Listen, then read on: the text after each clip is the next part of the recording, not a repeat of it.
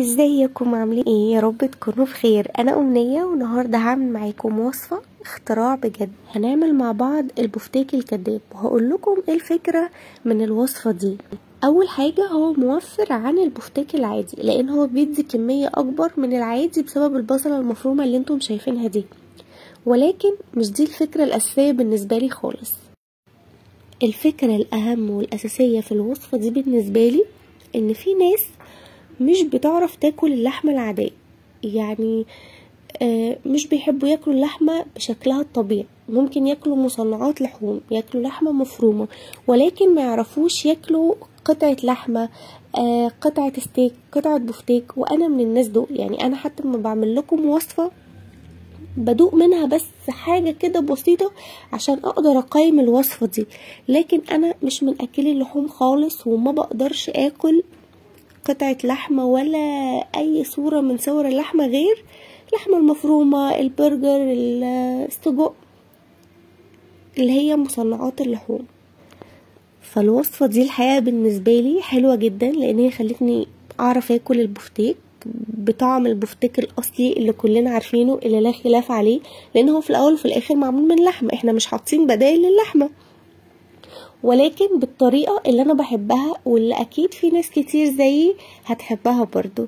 طولت عليكم شوية بس كان لازم الفت نظركم للحتة دي عشان لو انتم زيي او تعرفوا حد زيي او عندكم في البيت حد زيي مش بيعرف ياكل اللحمة في صورتها الاصلية يقدر يستخدمها في الوصفة دي وهتعجبه جدا جدا جدا جدا. يلا بينا نشوف هنعمل ايه، بس ما تنسوش اللايك والفولو والاشتراك في القناة. اول حاجة عندي هنا نص كيلو من اللحمة المفرومة، وقطعية اللحمة اللي انا استخدمتها هنا هي الانتركوت او الريب اي، لان احنا في الاول في الاخر بنعمل بفتيك وهي دي القطعية اللي بتعمل منها البفتيك. تاني حاجة عندي بصلاية كبيرة مفرومة، والتوابل بتاعتي نص معلقة صغيرة فلفل اسود، معلقة صغيرة ملح، معلقة صغيرة مليانة بهارات لحمة، و3 فصوص توم كبار او معلقة كبيرة توم. بحط كل الحاجات دي على بعض وباخدهم على الكبة اديهم فرمة حلوة كده مع بعض لحد ما يوصلوا عندي للشكل ده.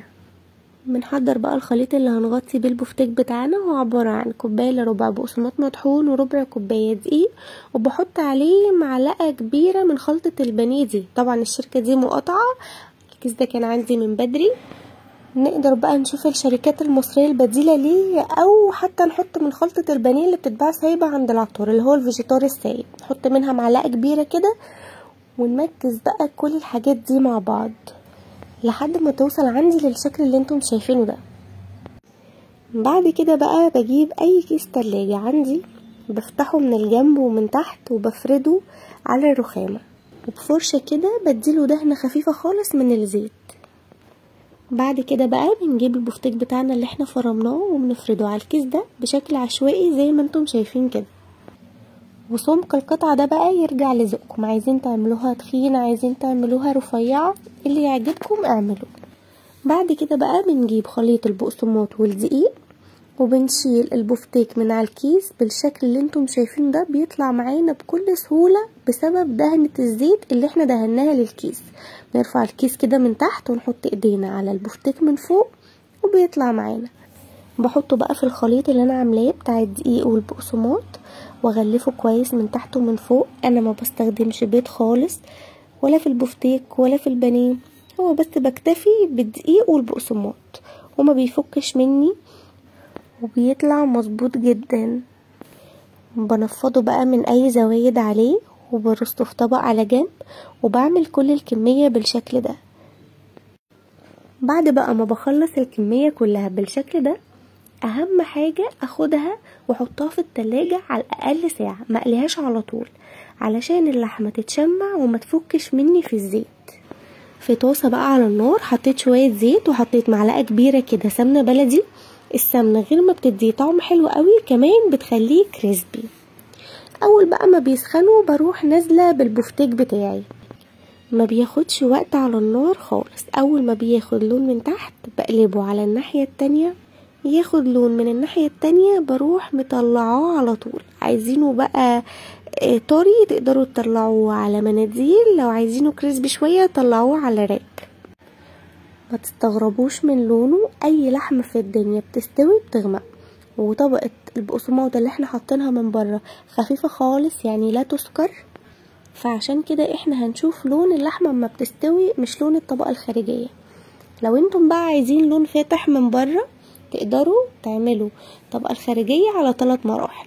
تحطوا البفتيك في دقيق، بعدين بيض، بعدين بقسماط، هيكون عندكم قشره كده خارجيه، هيبقى لونها فاتح شويه، ولكن برضو مش بنفس درجه بانيه الفراخ. احنا بنحاول نسهل على نفسنا الدنيا على قد ما نقدر، وفي الاخر الطعم بيكون واحد، فاللي يعجبكم اعملوه.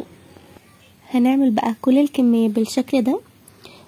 ما تنسوش تحطوا شويه زيت قليلين عشان تقدروا تغيروا براحتكم وانتم بتقلوا لو غمق منكم. تقدروا تقدموه بقى مع مكرونه او بطاطس محمره، او حتى في سندوتشات كده مع شويه سلطه. هو في كل الاحوال خطير، جربوه، متاكده ان هو يعجبكم. احنا الصراحه كنا جعانين جدا فما لحقتش اصور لكم وانا بقدمه، بس هو ده بيكون شكله. وما تنسوش بقى اللايك والفولو والاشتراك في القناه، وبألف هنا وشفا على قلوبكم.